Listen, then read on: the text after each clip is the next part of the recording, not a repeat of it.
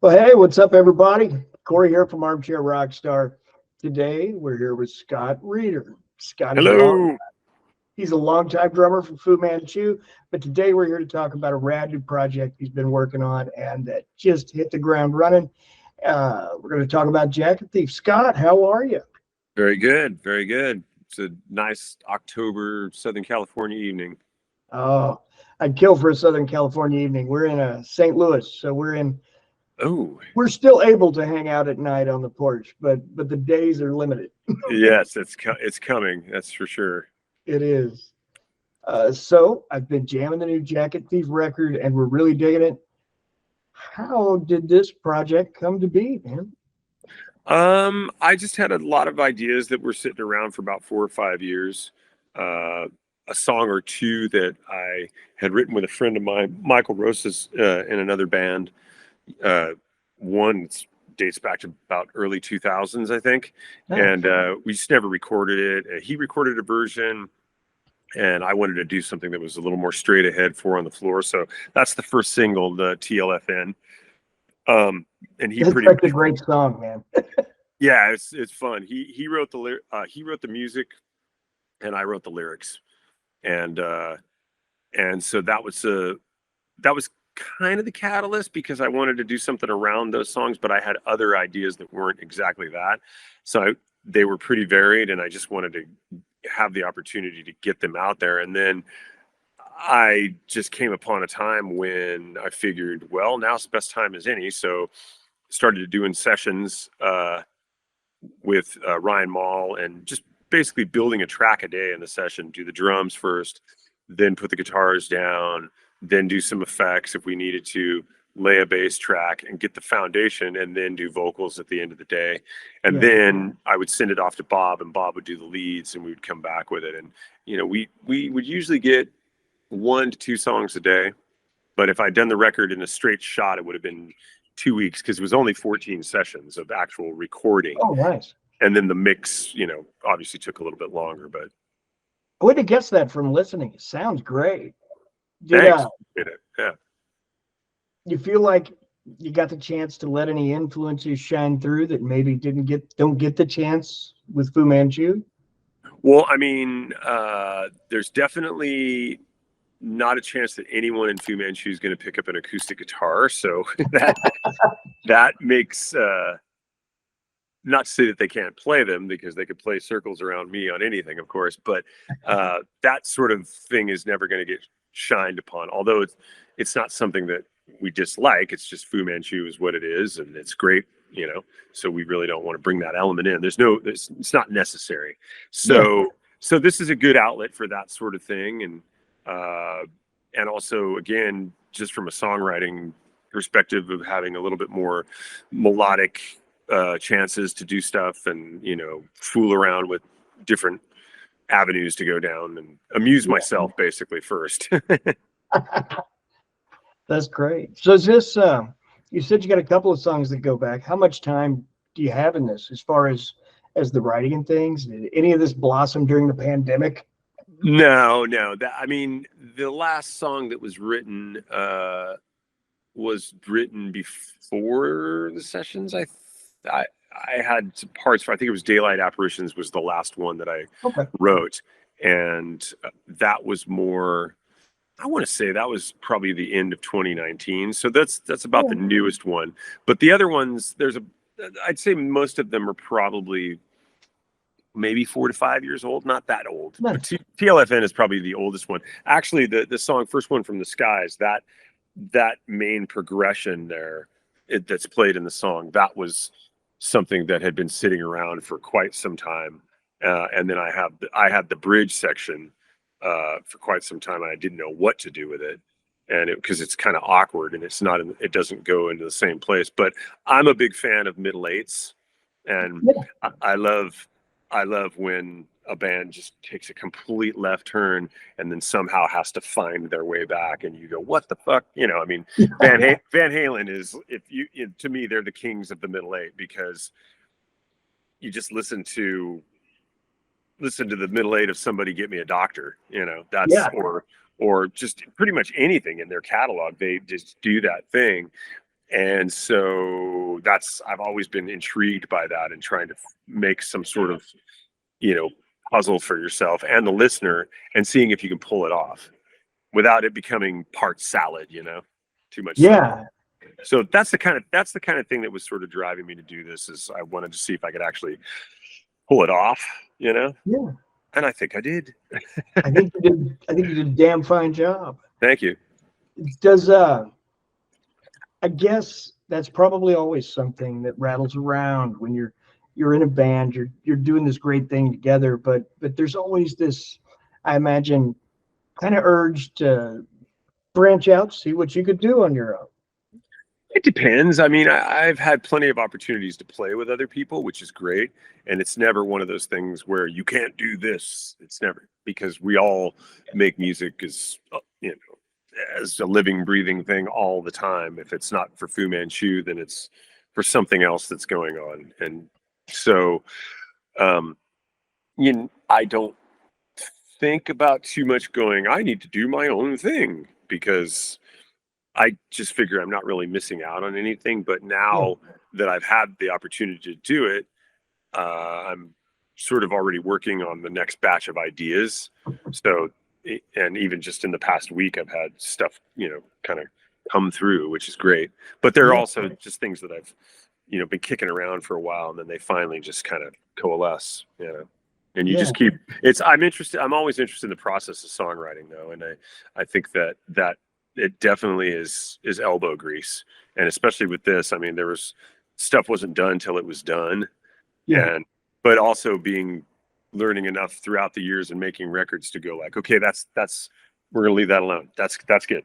And if it takes on another form when it's played live or something like that, that's fine. But as for right now, that's good. Nice. Yeah, you played pretty much everything on here except for lead guitar, right? Yeah, I do pretty much everything. Yeah, drums, bass, guitar, rhythm guitars, acoustics, keyboards, a little bit of organ, percussion, and all the vocals. Bob played all the leads on mostly all the songs except for Everything But Right. That's my buddy Mitch Townsend that played on that one, and then he also played on the As She Drifts song as well, and did all the guitar effects and sort of woo stuff that sounds like sea creatures. And then I did a couple of lead things on, like, the first lead on Daylight Apparitions is me, and then the Nice. second one, Bob, and then the couple, I think one on, I want to say one on A Wind Gone By. That's my lead as well, which is really not even a lead. It's just a guitar figure, like, played over and over and again. So Yeah, I understand. yeah. Any plans to do any shows, maybe? Not as of yet. No, I'd like to get a little bit more material, I think, beforehand. Yeah. I wouldn't mind doing a one-off here and there, but as far Yeah. as getting out, and I'd like to have more songs, really, Yeah. because it's really not that long of a record, if you take the instrumental out. So, Yeah. which is probably perfect to open for somebody. Yeah. Yeah. I mean, yeah, it's a perfect, half-hour set kind of. Yeah, I mean, I definitely know of areas that I could stretch the songs out in, and I've already kind of thought about that. So live, I would want to definitely meander a little bit. Yeah. And Stay finding the right group of guys. Right, that's the big thing is, Yeah. and you got to pay them too. What the hell? And they want money. They want money. You've got to feed these guys. It's work. I mean, come on. How's the response been to the album so far? So far, been really good. I mean, everybody's been very, very receptive to. I kind of think just the time that was taken to put stuff together, and people made comments about lyrics that they like them, and have asked me about specific lines and and that stuff's really important to me.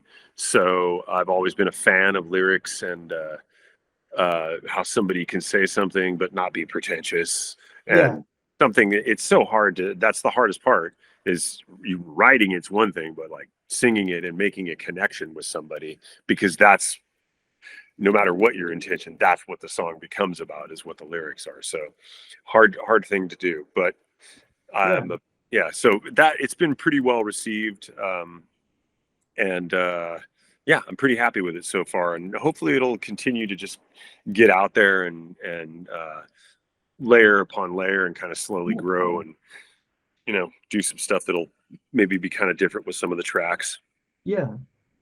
How's as a guy who's done this on a much smaller level than you have in your life, but how is the transition from behind a drum kit to holding a guitar, standing out front? To vocals. So Well, luckily I've only had to do it in a studio, so I don't know what it's like yet.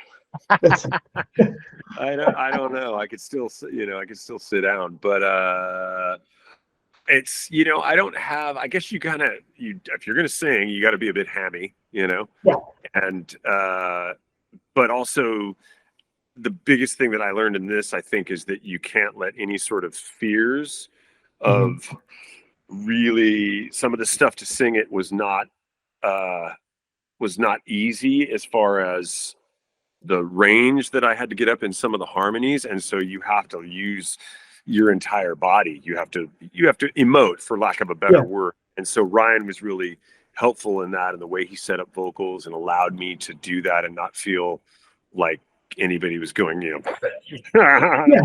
because when you do that starts going on. But there was nobody else in the studio, so that's a good thing to have when you're trying to do something that you've never done before, to have that sort of yeah, support. So it's good. And if I was to be up front, I would have a guitar around me anyway, so I'd be safe. I wouldn't just be front manning it. yeah. So I'd have to have an appendage of some sort. That helps. I need something, I some gotta kind of have, armor. yeah, I gotta have something, Oh man, something to that's really smack the punters with. No. you mentioned harmonies. And it's funny you said that, because one of the things that stood out to me that I even jotted out a note on was that I loved the harmonies throughout the chorus and such of Oh, cool. TLM specifically. Like I kept feeling like just the tiniest tinge of like I don't think it is 80s harmonies, but it feels there's something 80s harmonies in there that just has a cool vibe. Yeah, I saw I think that was your review, right, of the record. Did Yeah, you write that review? Yeah. So and I was reading it and I was like, wow, that's and I'm definitely not really influenced at all by 80s music, uh, except for uh, Racer X. No. Of course, Scott yeah, of Travis. course. Come on. Paul Gilbert. But Yeah, no, but I mean, yeah, but that the stuff from the 80s that I am influenced by doesn't have any forebearing on any of these tunes. No yeah, Slayer, no Maiden, yeah, no, none of that stuff. Definitely no early thrash or anything like that comes anywhere near this, because I'm not going to try and play that stuff, because that belongs to the people that really know how to do it. yeah.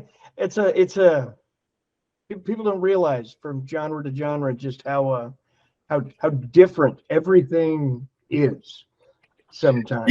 Yeah, and how you really don't want to try and put yourself in a genre where you just have to kind of find, I guess, what's natural for you. It's hard to do, but Yeah, I have songs, again, that I don't know where they belong. I just know that they're there, and yeah, they come out, and some of them are I go like, oh my god, that's so saccharine commercial kind of thing.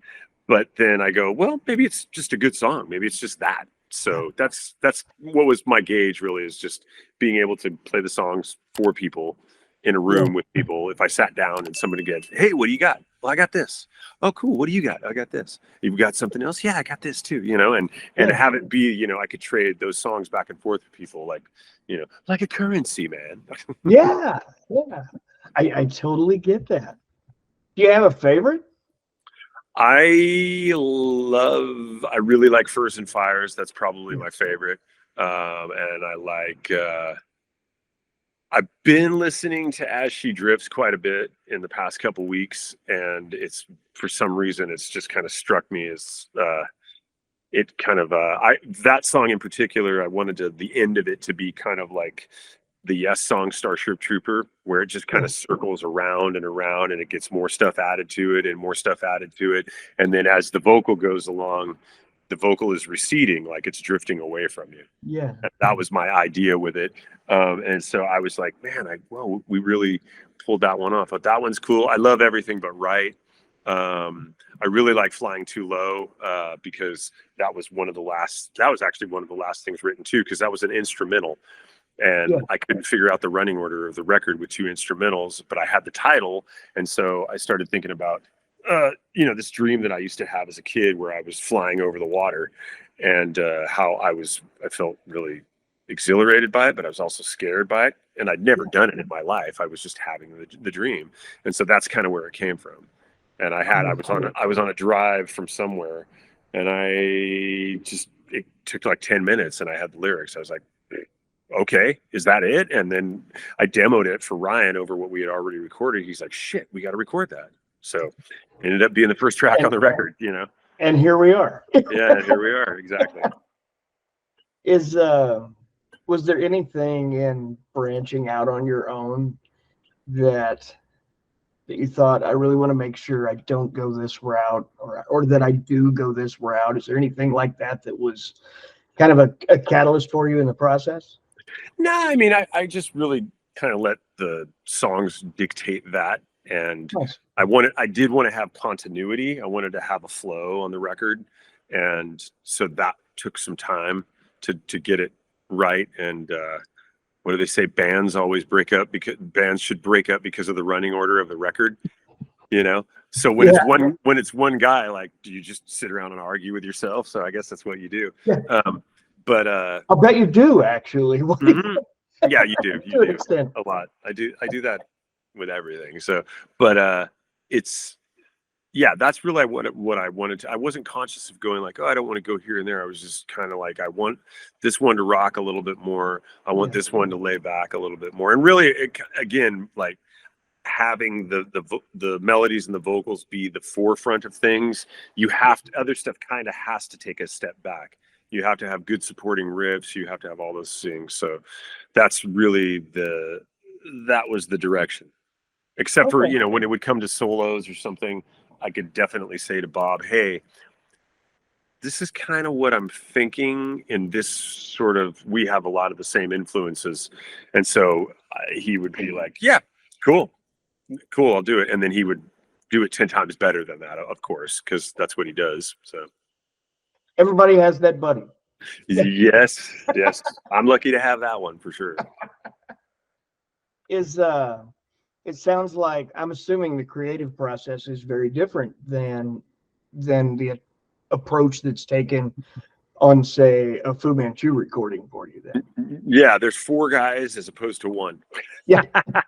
That's pretty drastic, isn't it? Yeah. So one guy that has to determine, it all pretty much lays upon you. So, but that's not to say that, of course, I have a lot of friends that I value their opinion musically, and I would send them songs. My friend Mike Rosas, that I co-wrote a couple songs on this one, I would send him stuff and go like, but I would also make sure that they were like really fine-tuned demos too, because I wanted to make sure that the songs were, decent enough for that. And then that way it left areas for people to go, that's cool. Or they would go, oh, dude, that's great, and then And so, I got one. I got one. Mm-hmm, I got one in the tank. Not just me. Someone else likes this. There's at least one other person. How has you've been playing music a long time.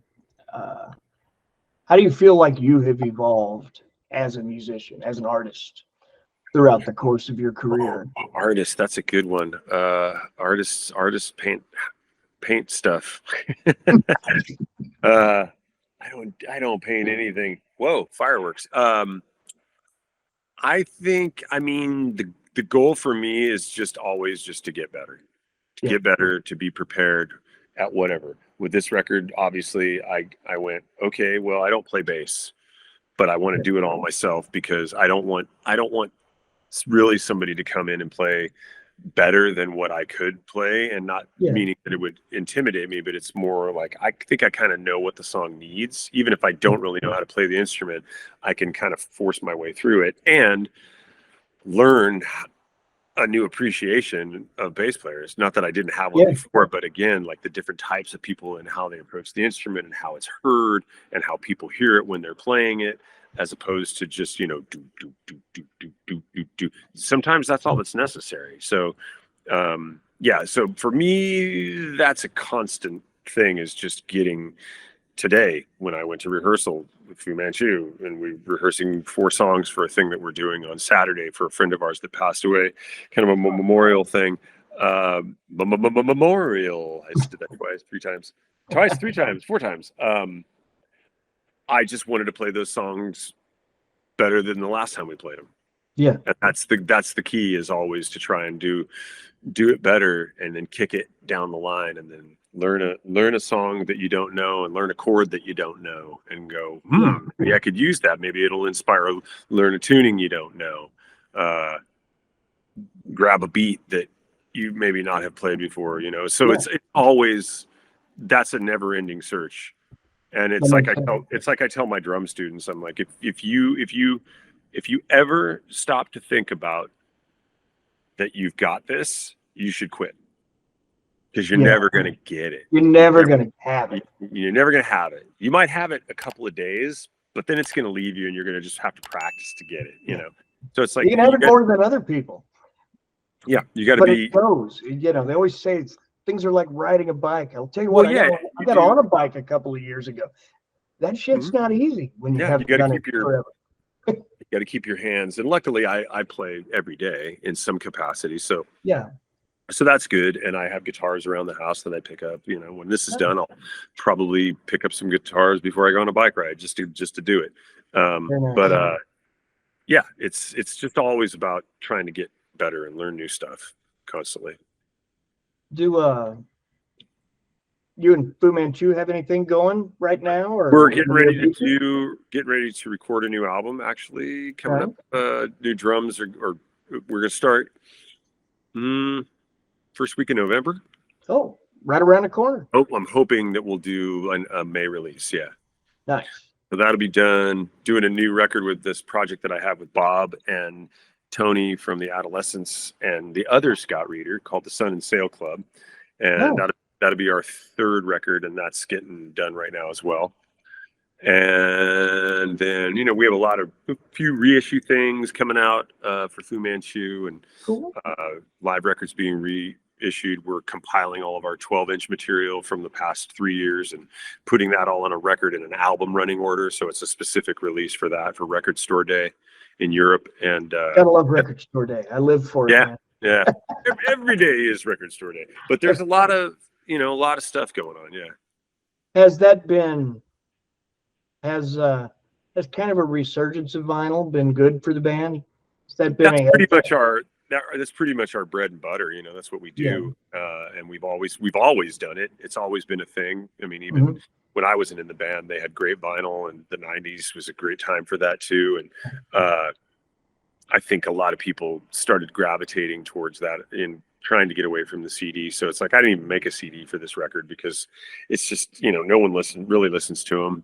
Yeah. Except the guy I just did the interview with before you. The only one who wants a CD. He's like, "You didn't do a CD," and I'm like, "Well, yeah, you know, I'm a self-sustained. I'm indie, so what am I going to do?" That's right. But yeah, so vinyl streaming. Vinyl's very important, and when you're sequencing a record, that's how I think of it. This second song on side 2 has to be a certain kind of song, just like the last song has to be a certain kind of song. It's equal as important to the second song, if the second song is the single, because the way people think about albums now is you front load them, and that wasn't always the case. Sometimes the single was the second song, you know, and so, you know, and one of them might live on the B side. Yeah, exactly. So, you know, and we always think of records in terms of sides. Yeah. And we think of them as records. So, I mean, I don't care how people listen to it nowadays. That's just kind of how I've always felt about it, you know. So however they want to get to it is however they want to get to it. It's perfect. Yeah. Well, you know, that's one thing streaming changed that really stinks for me is, look, 2, I miss liner notes, damn it. I loved reading liner notes as a young guy. And 2, listening to music became something we do while we do something else. like It's while you're doing dishes, you're driving. It's right. a It's passive passive. thing. It's not. I Yeah. put on a record. I sit down, I have a cold drink or whatever I'm into for the night, and just kick back and listen beginning to end. And Yeah. I miss that.